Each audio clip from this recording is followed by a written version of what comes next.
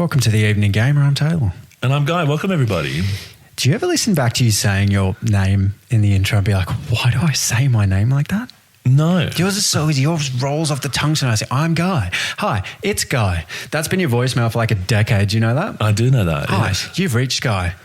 Yeah. Every time. That's my name. Leave a message. I do I'm this not going to put weird- fucking George Costanza. You know that tune they have? No? So in Seinfeld, George Costanza leaves like a fucking voicemail and it's like a whole song kind of thing. Oh, is that what started that? Yeah. It's like a lot of people have picked it up. Like is that what started the whole like trolling voicemail thing? Possibly. Yeah, probably. I don't know. Yeah. And I don't know. Anyway, whenever I listen to just the intro to make sure the sound's working, I don't listen to our podcast in full anymore. Don't you? I don't know. Is that like, what's the term? What's the term when you're a bit egotistic? Or like a I don't know. I don't know. But sycophants. I've just noticed that I was a bit tongue tied when I say Taylor. Taylor. Anyway, hi, it's Guy. Welcome to the Evening Gamer. Episode 49, everybody, I guess. Believe it or not, we're a gaming podcast. We talk about games, news, review games, the like, all of the above. And we're back again. This is a 72-hour turnaround for us between episodes. That's a new record. It is a 72-hour turnaround and some things have changed. Some things have changed. I am more healthy. Doesn't seem like it. He's back, everybody. But I am. He's back and he's tongue-tied. Yep, so that's it. Over my own name. Fucking hell. Am I losing my edge? Did you just say the way you said edge just then sounded tongue-tied? So episode 49, everybody. We are so close to episode 50 and then we're shutting up shop and it's done. Imagine that. Just close the book. Never hear us again. So episode 49. So on the run sheet for today, we are doing a rant episode of two games that have sort of one that's been around for quite a while now, but is in the news. Death Stranding? That's it, Death Stranding. Is it Stranding? It is Stranding. I feel like I always say standing because you do that's fucking fair. stand around a lot. Yeah. And then Fires of Rubicon. Are you sure you're not doing first impressions for that game? Do you want to switch? Well, I mean, to be fair, we've both played. We could fucking do a switch up here. We could do a switch up, but no, you've played more of Death Stranding. Stranding. I'm getting who's losing their edge? Jesus. And I'm doing Fires of Rubicon, and we've sort of both played both of these games a little bit, and we're going to talk about some games coming up, and then we're going to also launch a competition for episode 50. So hang around for that for the back end of the episode, and we'll give you all the T's and C's. Not that we've crossed it past a legal department, but nonetheless. Cross those T's. You know what I said in a meeting the other day with a client? I went, cross those I's and dot those T's. And they both looked at me like, is this kid okay? You can't cross I's. You got to dot I's. Oh, right. I get you. I mean, to be honest, I would have just gone, I know what he means. I don't give a shit. Like, get me out of this meeting room as fast as possible. I instantly corrected myself. For someone that has a lot of things that require speaking quite coherently, I fuck it up often. It's Guy. All right. I find myself when I'm in meetings a lot, I use a lot of like sports terminology. And I think it's just because of how much sport I watch. Like in my sales meetings, I'll be like, right, guys, we're in the fourth quarter. Like this is like... Someone said, hey, nice sale the other day. You're like, yeah, look, full credit to the boys. I wouldn't have been able to do it if it wasn't for the rest of the team. Like they put me in a good position, you know? Yep. What was it the other day? We were watching the Origin. We were watching the Origin, and what did he fucking say? That's right. He's like, you can't lose a game in the first 20 minutes. Oh, mate. No, sorry, he goes, you can't win a game in the first 20 minutes, but you can definitely lose a game in the first 20 minutes. To be fair, those commentators... Like, what, like the other team isn't the team that wins it in the first, like, come on, man. Yeah. They make it so hard. They talk in cliches they really so much. Oh, is it Gould that still does his like... the whip around on the field and he's like, this is the biggest stadium. Like, it all comes down to this. I don't mind it. Like, I don't mind a hype up. I love a hype up. Get a new fucking soundtrack for it, but same soundtrack 15 years later. I mean, to be fair, like, when you watch it, you do kind of get a little like... Yeah, like, that's right. I'm born in New South Wales, yeah. I fuck him, like... Yeah. Let's fucking go. Fuck it. First impressions of the Origin. Let's sack off gaming. I think all our listeners will be like, no, I've come for the gaming, not for State of Origin. 100%. That's it. The Evening Game Bar. Welcome. First impressions, Death Stranding. Guys doing the old Fires of Rubicon, which is a Souls-like special? No, FromSoftware special. Yeah.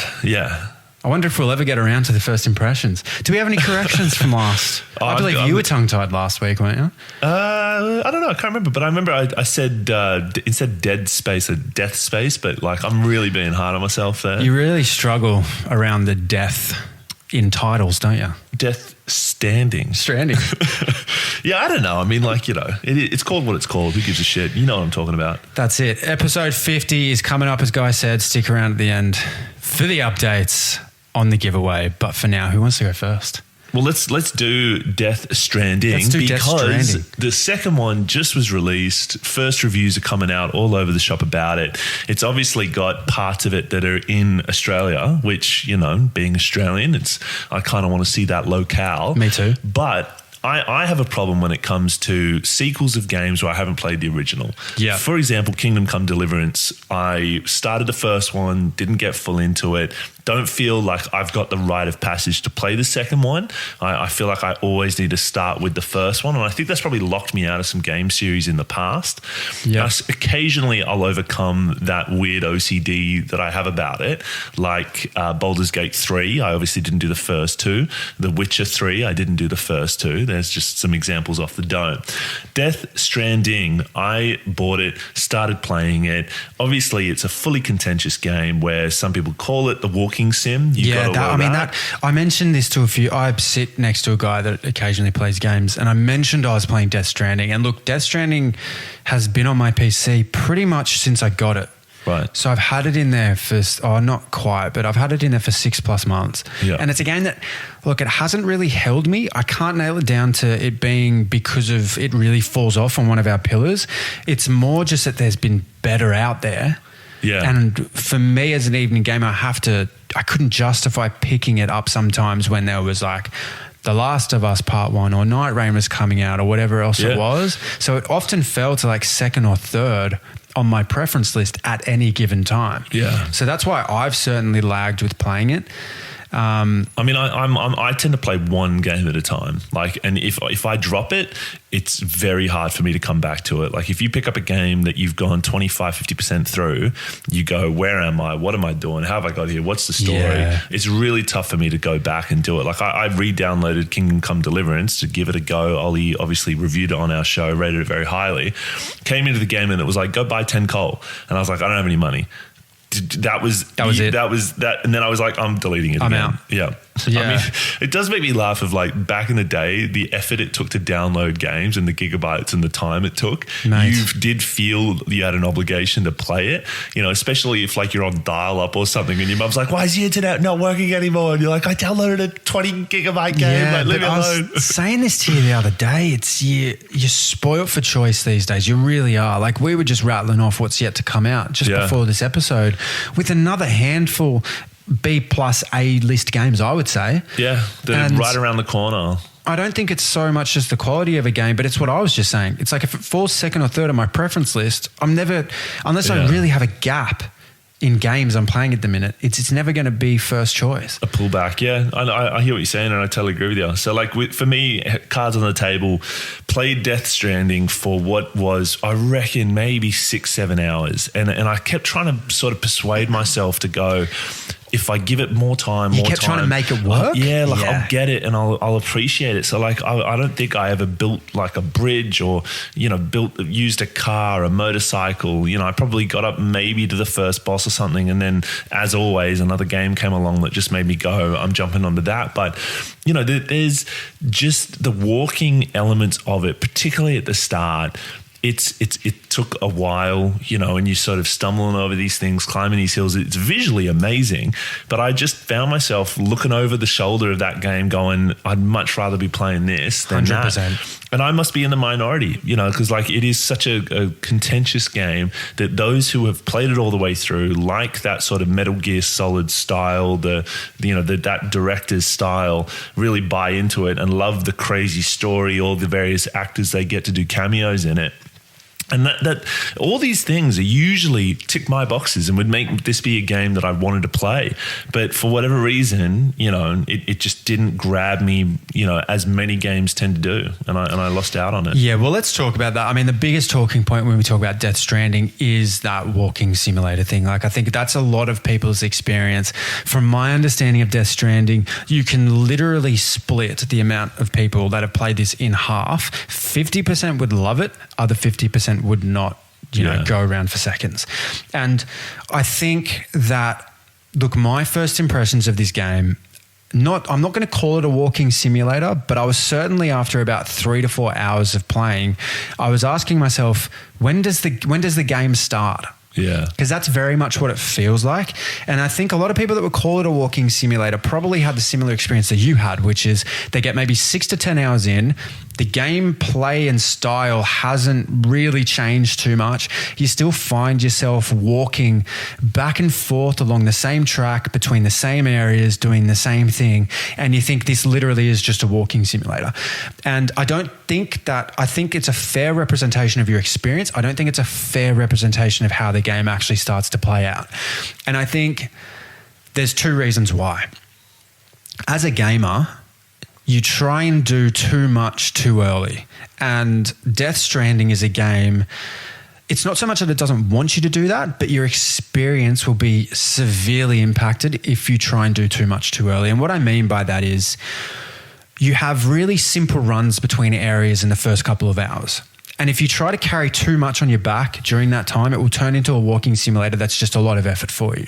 You'll spend the first 3 hours trying to balance from leg to leg constantly. You'll have trouble, climbing hills, picking up other people's loads. It makes it a really treacherous kind of early mission thing. If you make the first 10 hours of gaming in that game really simple, you'll actually get through all that muck really quickly. I think the other mistake that a lot of gamers probably made when they played Death Stranding was not taking the time in the slow bits like you need to. So there's probably a lot of replayability there. This is a game where, look, I won't go too much into the storyline, but it's very post-apocalyptic. There's been some kind of boom that's led to these big entities called BTs kind of swarming the planet.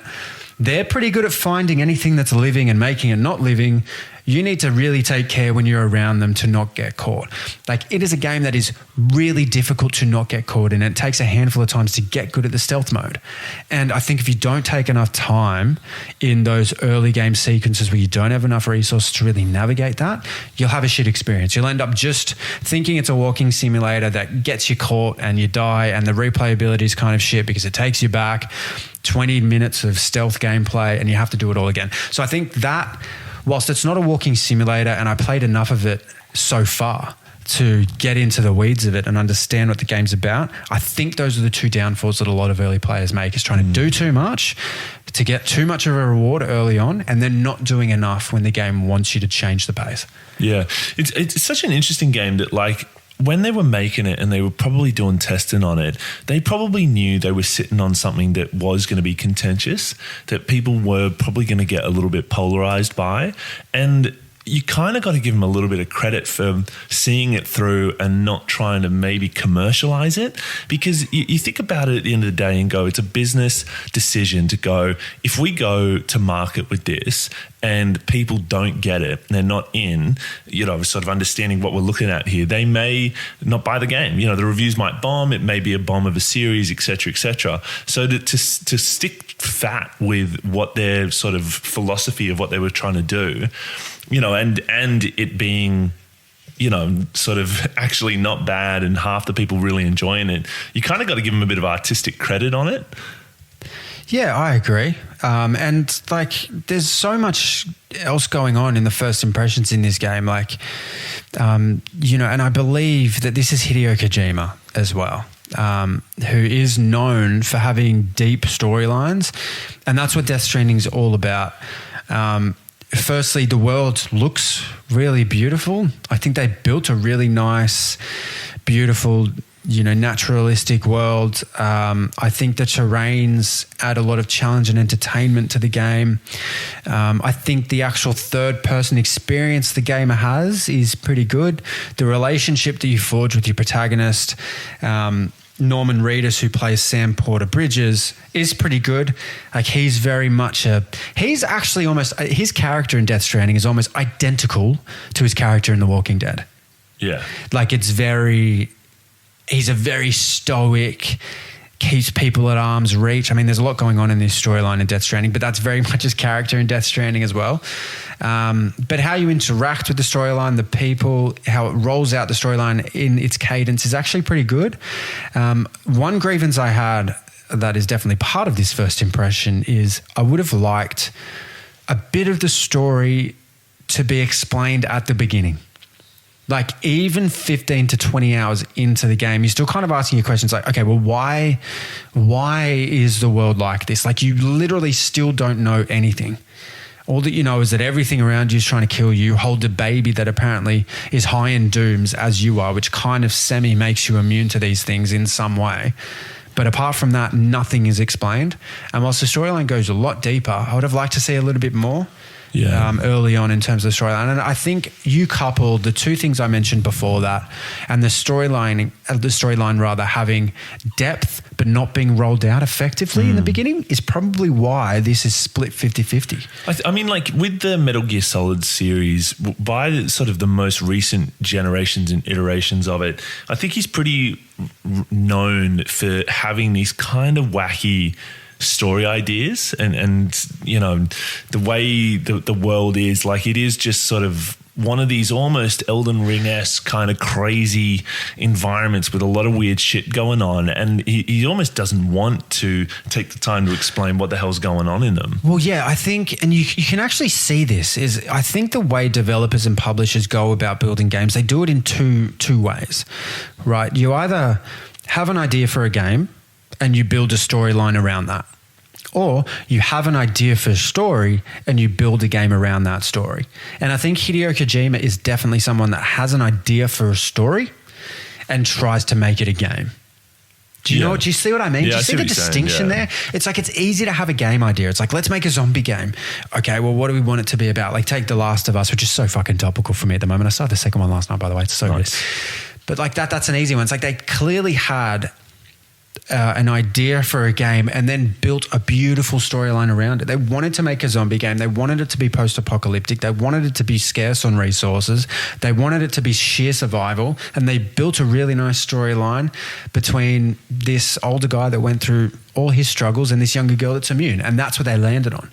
Whereas Hideo Kojima clearly had this, because it's a long thought out idea.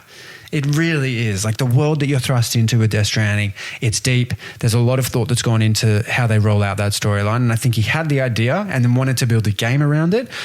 And I think initially when you have such a deep, like without saying storyline, it's hard to really kind of push it out in game format really fast. And I think that's where this game struggles. And I think that's what it comes back to is that's how games are built. You have an idea for a game, storyline follows, or you have your idea for a story, the game follows. This is definitely the latter. Yeah, agreed. And sort of, I mean, the second one is getting some pretty rave reviews. And by and large, it seems the overall sort of feeling of it is if you didn't like the first one, you're probably not going to like the second one. You know, it sticks to the model of what they've done in the past. But it has improved upon pretty much all the criticisms people labeled at the first one. So I don't know if it's a situation where maybe I do skip the first one, watch a whole bunch of clips online of the storyline just so I can pick it up from the second one and go from there. But at the moment, Fires of Rubicon is keeping me held. That's good. I'm not probably looking over its shoulder just yet. Well, what we'll do is we'll come full circle to these first impressions. So in 2 episodes' time, I'll do a full review of Death Stranding. And then I'll start Death Stranding 2 and I'll let you know if there's a really clear follow-on from storyline or not. And if there's not, just play the second. But if it flows directly into the second, you might be better off playing the first. And it comes back to what you said at the beginning of this episode, which is something I agree with. Like, I've never played Dark Souls 3,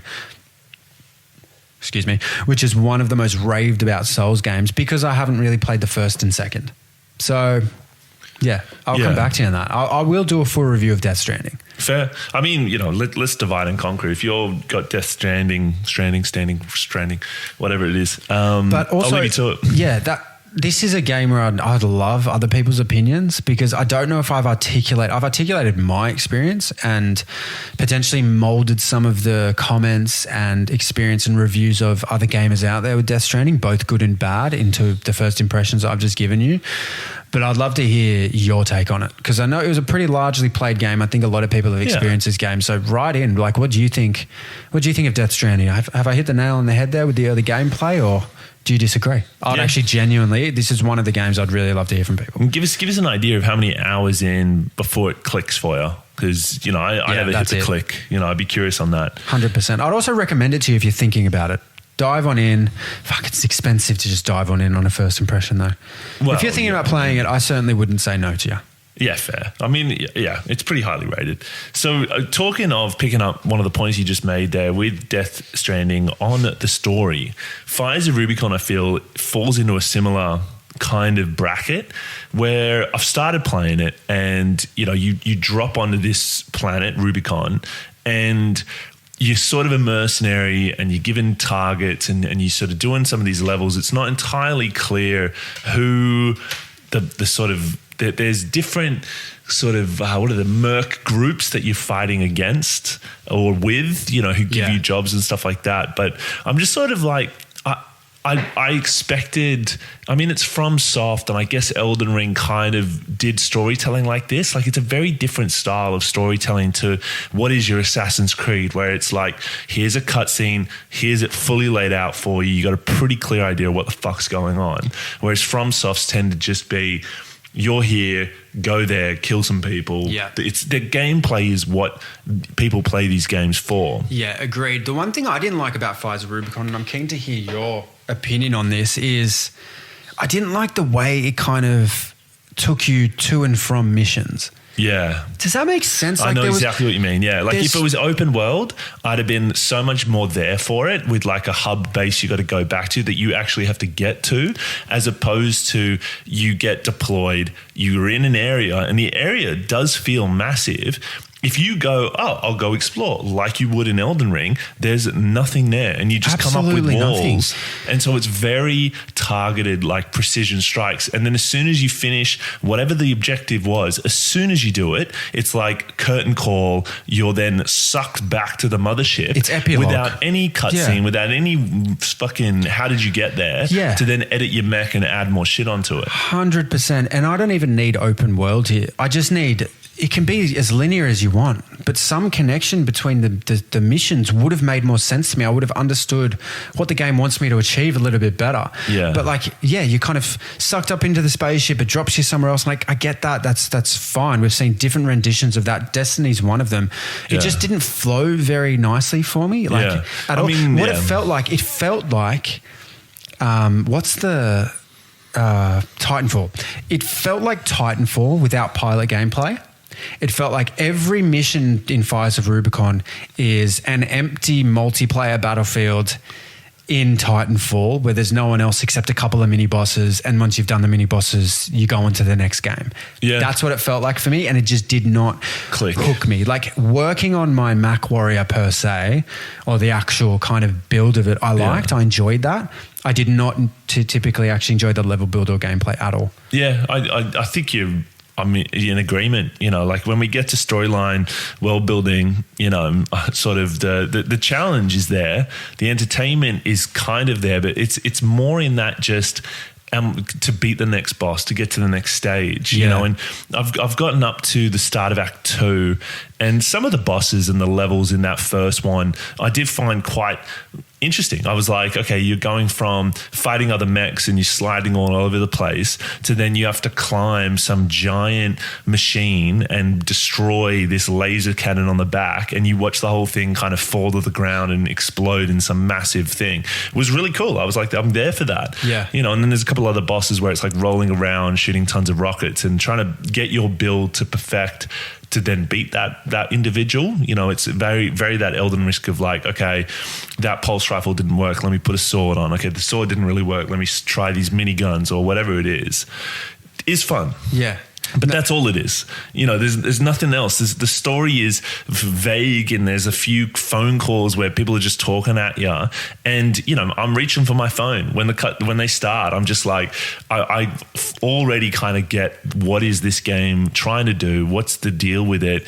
I don't know if later on in the game it does get into a little bit more depth about it. Apparently there's multiple endings, depending on your decision making. So curious to when I hit that point in the game, but nonetheless. Yeah, it gives a very raid feel.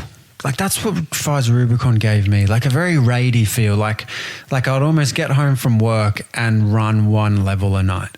Like that's kind of what it's like. I'd get home from work, look at the Mac Warrior, prepare for the next raid, do that raid, finish that raid, and then turn it off. Yeah. That's the role in my evening gaming schedule that Fires of Rubicon was only ever going to play. Yeah. To sit there and kind of play it for hours on end and try and get behind the storyline. To be honest, it got a bit repetitive. Now, I'm going to caveat that by saying it plays really nicely. The fighting in the... It is good. Can be a bit spammy at times, but it's actually plays really nicely. The movement's really fluid. It's super smooth. It does. It's quick. It reminds me of a game I played a lifetime ago called Vanquish.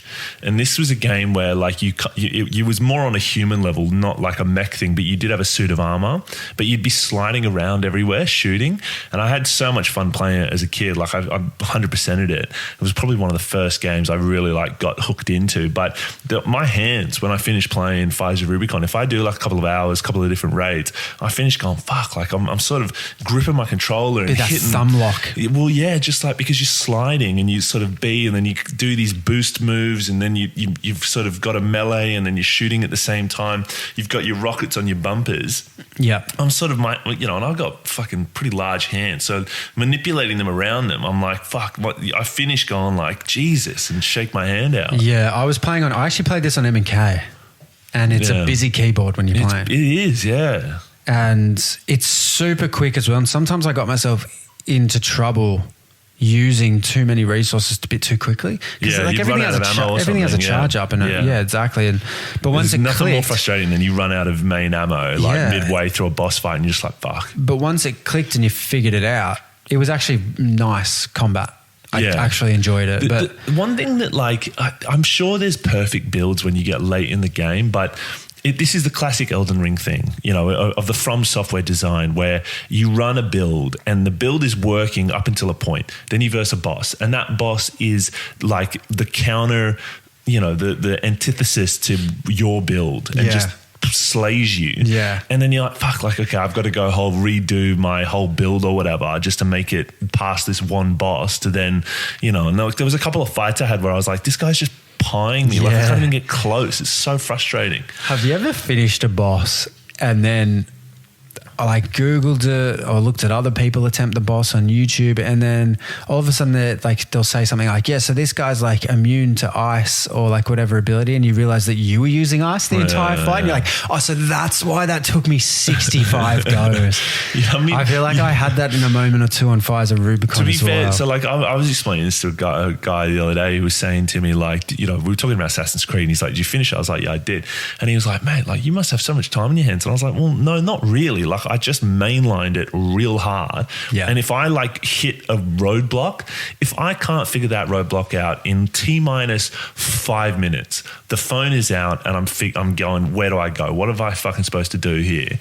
So I don't waste any fucking time. And when I'm playing like Elden Ring or FromSoft, so I know you and I are very different in this, or even this game, I came up against a boss, defeated me two, 3 times. I was like, that's it. I've done. What weapons do I need to beat this fucking boss? Put the weapons on. And I am full okay with that. I'm not some hardcore gamer. This is the evening gamer. Time is not infinite. I have a fucking day job. I'm not going to spend 40 hours on one boss just to look myself in the mirror and go, I fucking beat that bitch. There is actually one boss in Sekiro, which I believe is actually an optional boss towards the end, which is this fire frog dragon thing. Yeah. That I still haven't beat, rather. Oh, damn. Sekiro provided some of the hardest boss fights. Yeah, I've seen that Sekiro is sort of put on the mantle as probably one with the hardest. Elden Ring being one that has hard bosses, no doubt, but is a lot more palatable for you people coming in. But then the Bloodborne, then sort of that trilogy they had, some of the second one I think in that trilogy was really hard. I'm surprised you haven't gone through that trilogy. I thought it'd be sort of up your alley of Bloodborne? Dark Souls? Yeah, the Dark Souls trilogy. Yeah, I just told you because I want to play I have started the first. The first one, yeah. I'll get through it. But yeah, man, it 100% is like, those are the types of bosses that are like, okay, I need to be on here and I actually need a bit of luck. Yeah. Like I need a bit of luck with like breaking their poise. And you know it so early on. Like there'll be a run where it just spams you and pulls out its 5 best moves in one particular run. You're like, okay, well this is done, and you kill yourself. Yeah. Like, my resources are not going to last. Yeah, and in Sekiro there were bosses that were hard from phase 1 that had 3 phases, man. Like, and there was sometimes you were just hanging in there towards the end with throwables, and like I think that people sometimes forget how difficult their first run through is of a game. Sekiro's up there. Yeah, and it just comes back to that point that's like, not everything is actually super beatable. Yeah. There are some bosses where you're like, okay, this is hard, man. I think I'm honestly like, even just listening to us talk about this, coming to the conclusion, these are not my games. Like I'm just, even Fires of Rubicon, like I can feel the blood boil as I'm versing these bosses. And if I'm getting pied on the 4th, 5th, 6th, and I've Googled it, and now it's just down to the luck of like nailing your shots and being on, I'm wanting to unwind, not wind the fuck up at like 9 o'clock at night and be adrenaline filled, and struggle to go to sleep afterwards. Like it's just sort of, and I had the same experience with Bloodborne. I downloaded it, started playing. I was like, okay, I'm trying to understand the mechanics of what this is. I go into the first room, dude just pies me. Like I did 3 attempts and I was like, uninstall. I'm just really? Not there for it. That's fair. Yeah. And I think like I was going through Lies of P the other night to get to Overture because you actually need to get to chapter 9, 7 or 9 to actually play it. And I just started an NG Plus towards the end of my last run through. So I'm like at chapter 3 and I was like, I'll make my way through it. And I thought, I'll do it suffering. Like I won't use my specters.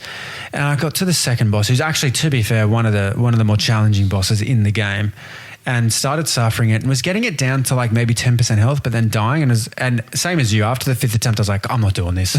I'm doing the specters until I get to the new part of this game. I'm not just going to sit here banging head against the wall for a boss I've beaten, let's be fair, 3 to 4 times already. So yeah, like I hear you. Yeah. Just so coming back to Death Stranding and Fires of Rubicon, I do feel like they're, whatever it is, fucking that game. It is an interesting sort of counterbalance of 2 games of Fires of Rubicon being pretty story light, and not much content really there, whereas Death Stranding has got what feels like a lot more story, but the actual gameplay kind of thing. You know what I mean? Like I feel it doesn't quite retch for it. Like, yeah, it's but they're both there. Games that are just like, and I've said this before with the sort of, the developer sticking fat with this is what we were going for, but you kind of almost go, they're so close to just being fucking really good games, And I think that's why we're going to call this episode Good Not Great, and we might cop some flack for that because I know both of these games have die-hard followings. And look, I don't say this to annoy anyone, but just by my standards of what a good game is, I'm still yet to see why Fires of Rubicon is considered up there in the A++. I'm still trying to get to that point in the game where that is the case. And I'm also still trying to get to the point in the game of Death Stranding where that's the case. Yeah. So if you've had super good experiences, and maybe this is a really great time to actually launch our competition off of. Yeah. You are right. With your mini review of Death Stranding or Fires of Rubicon. Ooh. And tell me why, based on our pillars, why it's a phenomenal A++ game. So just sticking with the competition. So let's go into the T's and C's of this now. So what we're saying is our next episode is episode 50 and we want to mark it. Last week we talked about getting a bit of a crew together and making it a bit of a thing. Who knows? We may still do that. But nonetheless, this is for the listeners. If you've stuck the journey, we did a giveaway in the past. So we're doing another one for episode 50. We're going to put up $100. It's not tons of money, but it's money. It's free money from us to you for listening to us. All you got to do is write in, and the email address is obviously on all our episodes, and give us your review of your favorite game. It can be Death Stranding, whatever the fuck it's called, Fires of Rubicon, any game you want that's your favorite. It can be one that we've reviewed. It can be one we haven't done.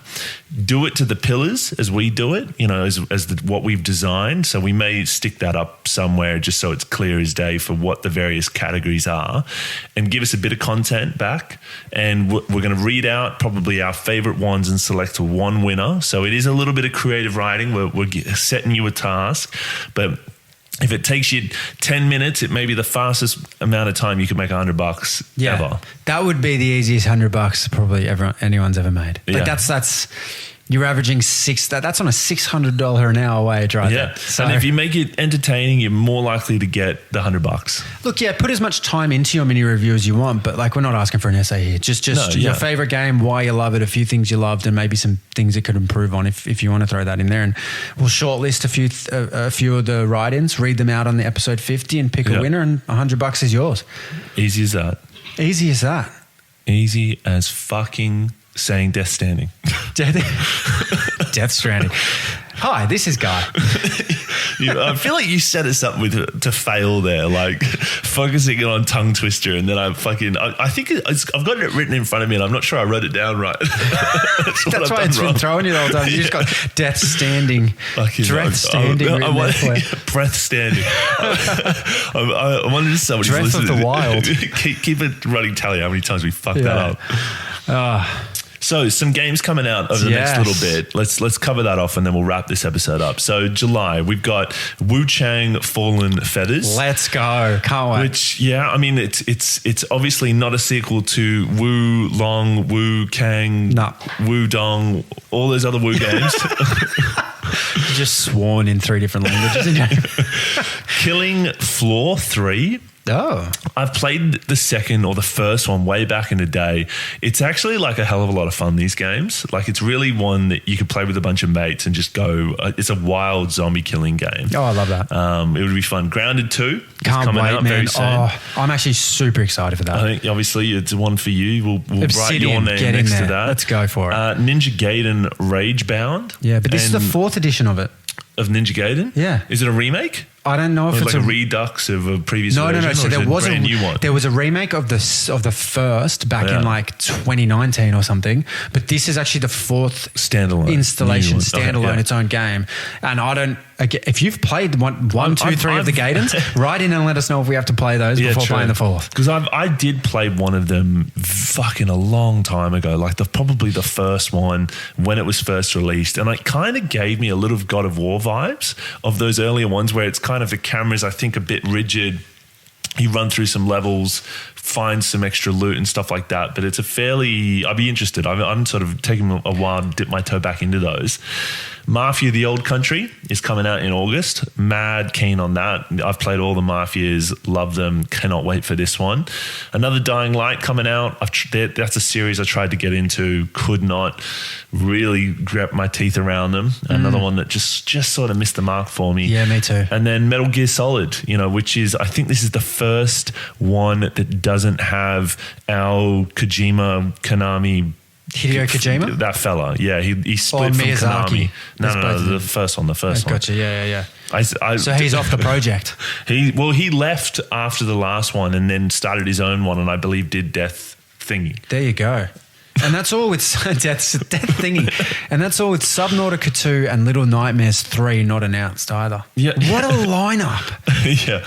It's going to be a good back half of the year, that's for sure. Because after that, there's Borderlands 4, which, whether you like it or not, after everybody's... I wonder if it'll be review bombed just out of annoyance with the guy who set it up and all his comments. But we'll see. There's a fair few games coming out in the not too distant future that's looking pretty good. Pretty exciting tasty. Times. Thank you for being here. Right in for episode 50. We're looking forward to making that milestone. Yeah, we'll whack it up on Instagram and sort of make it a bit of a song and dance, and then we'll do the episode, and you may get $100 You might get 100 fucking schmeckles. But most importantly, don't be an NPC and get those schmeckles and keep leveling up.